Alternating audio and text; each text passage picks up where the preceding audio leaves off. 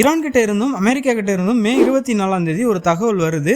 அந்த தகவலை நீங்கள் பார்த்துருப்பீங்க. அது என்ன அப்படிங்கிறதையும் நம்ம பின்னாடி சொல்லலாம்.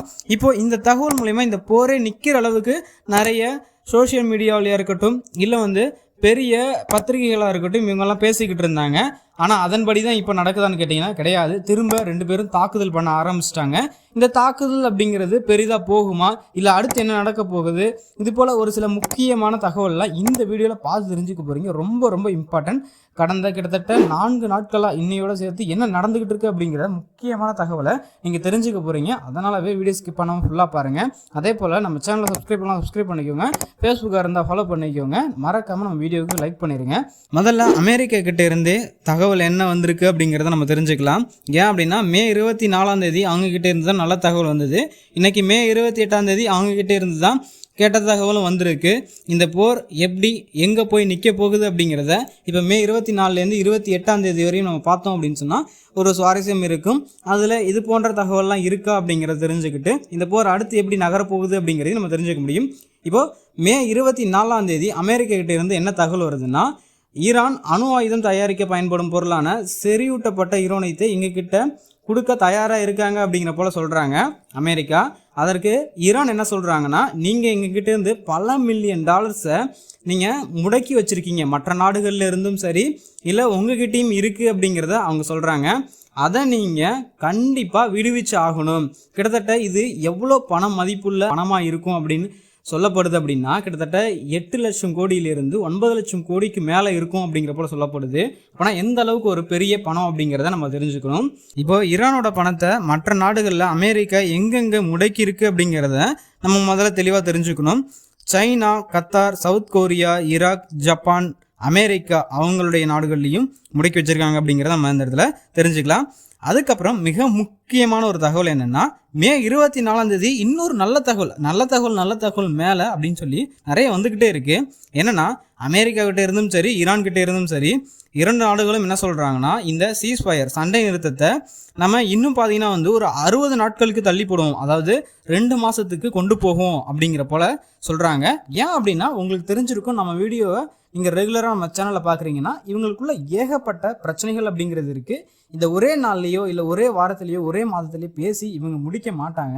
ஏன் அப்படின்னா, இவங்க கூட இருக்கவங்க அப்படி ஈரான்லையுமே சரி ஒரு சில தவறுகள்லாம் நடக்குது. அது என்ன அப்படிங்கிறத நம்ம போக போக பார்க்கலாம். அடுத்து ஈரான் கிட்டே இருந்து இன்னொரு மிகப்பெரிய நல்ல தகவல் என்ன வருதுன்னா, நாங்கள் இதுக்கப்புறம் அணுகுண்டு தயாரிக்க போகிறது இல்லை அப்படின்னு சொல்லி அமெரிக்காவுக்கு ஒரு டீல், டிராஃப்ட் ஃபில், அதாவது ஒப்பந்தம் போல் நாங்கள் போட்டுக்கிறோம். உங்களுக்கு புரியலையா? ஒன்றும் இல்லை, ரொம்ப சிம்பிள் தான். அதாவது ஈரான் இதுக்கப்புறம் பார்த்தீங்கன்னா அணுகுண்டு அப்படிங்கிறத தயாரிக்க மாட்டாங்க அப்படின்னு சொல்லி ஒரு கையெழுத்திட்ட ஒப்பந்தம் அப்படிங்கிறத அமெரிக்காவுக்கு தரப்போகிறதாகவும் ஈரான் சைட்லேருந்தும் இந்த தகவல் அப்படிங்கிறது வந்துச்சு. அதுக்கப்புறம் மே 24ஆம் தேதி மிக முக்கியமான ஒரு தகவல் ஈரான் சைட்லேருந்து வருது.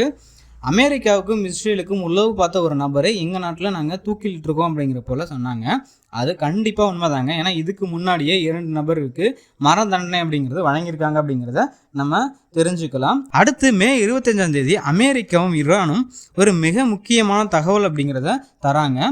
இது பார்த்தீங்கன்னா என்னடா இந்த அளவுக்கு அல்வாவை ஊட்டி விட்டு இனிக்க வைக்கிறீங்களே அப்படிங்கிற அளவுக்கு தான் இருந்திருக்கும்.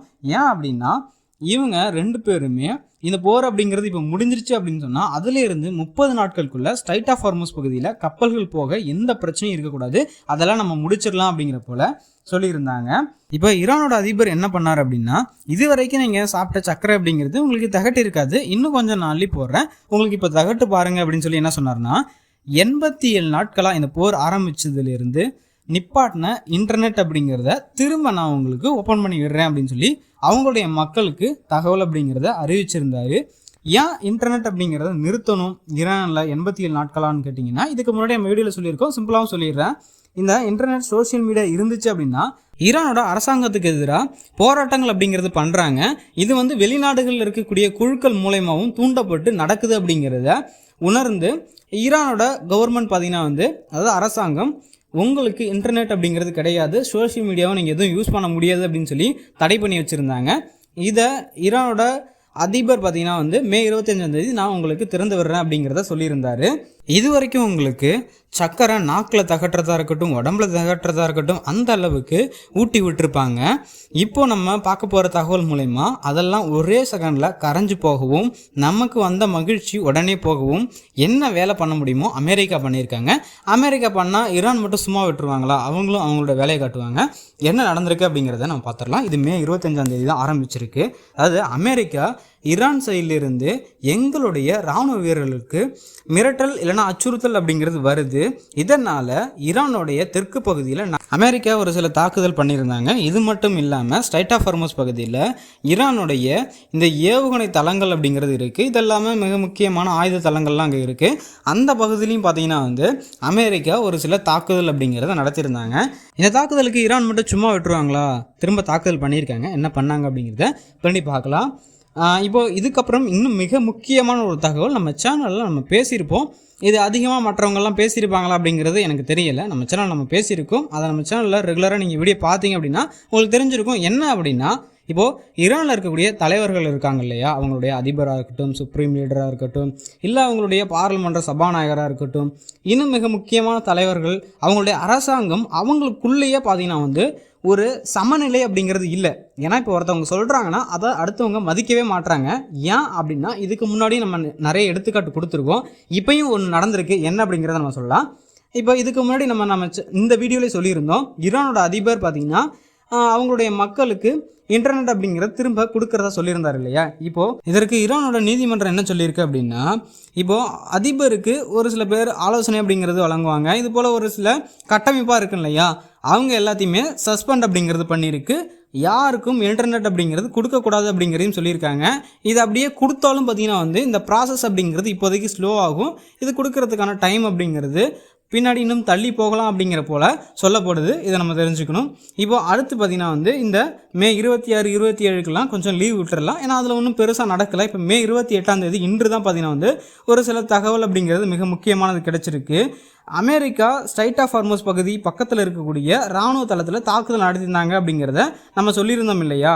இந்த தாக்குதலை அமெரிக்கா எதற்காக பண்ணியிருந்தது அப்படிங்கிறத இதற்கு முன்னாடி நம்ம சொல்லியிருந்தோம். அதாவது அமெரிக்காவோட இராணுவ வீரர்களுக்கு அச்சுறுத்தல் இருக்குது அப்படிங்கிறதாலும், இந்த ஸ்ட்ரைட் ஆஃப் ஹார்மஸ் பகுதி பக்கத்துலேயே இந்த ஆயுத கிடங்குகள் இருக்குது, இதெல்லாமே ஏவுகணை தளங்கள் இருக்குது, இதெல்லாம் அங்கே போகக்கூடிய கப்பல்களுக்கு அச்சுறுத்தலாக இருக்கிறதாகவும், இது மட்டும் இல்லாமல் அந்த தளங்கள்லேருந்து வெடிகுண்டுகள் அப்படிங்கிறத எடுத்து ஸ்ட்ரைட் ஆஃப் ஹார்மஸ் பகுதி கடல் பகுதிக்கு கீழே பார்த்திங்கன்னா இந்த ஈரானுடைய கப்பற்படை அப்படிங்கிறது வச்சிடுறாங்க. இதனாலும் பார்த்திங்கன்னா அந்த பகுதியில் நாங்கள் தாக்குதல் நடத்தியிருக்கோம் அப்படிங்கிறத அமெரிக்கா சொன்னாங்க.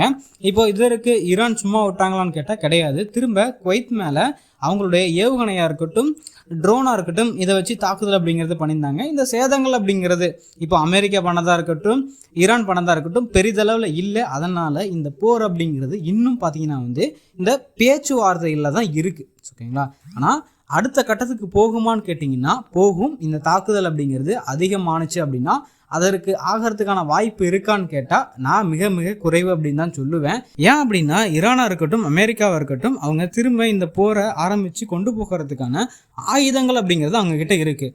ஆனால் ஈரானுக்கு பார்த்திங்கன்னா சேதங்கள் அப்படிங்கிறது அதிகமாக ஏற்பட்டுக்கிட்டே இருக்குது. நான் முன்னாடியே சொல்லியிருக்கேன், அமெரிக்காவுக்கு பணம் அப்படிங்கிறது பெரிய விஷயமே கிடையாது. அவங்க எப்படியாவது யாரையாவது பிடிச்சி யார் கையிலையாவது பைய வச்சு பணத்தை எடுத்துகிட்டு வந்துடுவாங்க. அவங்களுக்கு பெரிய விஷயம் கிடையாது. ஆனால் ஈரானுக்கு சேதங்கள் அப்படிங்கிறது ஏற்படுதுன்னா அவங்களே தான் அதை திரும்ப கொண்டு வந்தாகணும். இல்லை இப்போது இந்த சேதங்கள் அப்படிங்கிறது அமெரிக்காவாலையும் இஸ்ரேலாலையும் ஏற்பட்டிருக்கா, அவங்க பணம் தரணும். அவங்க தருவாங்களான்னு கேட்டால் அது ஒரு பெரிய கேள்விக்குறி தான்.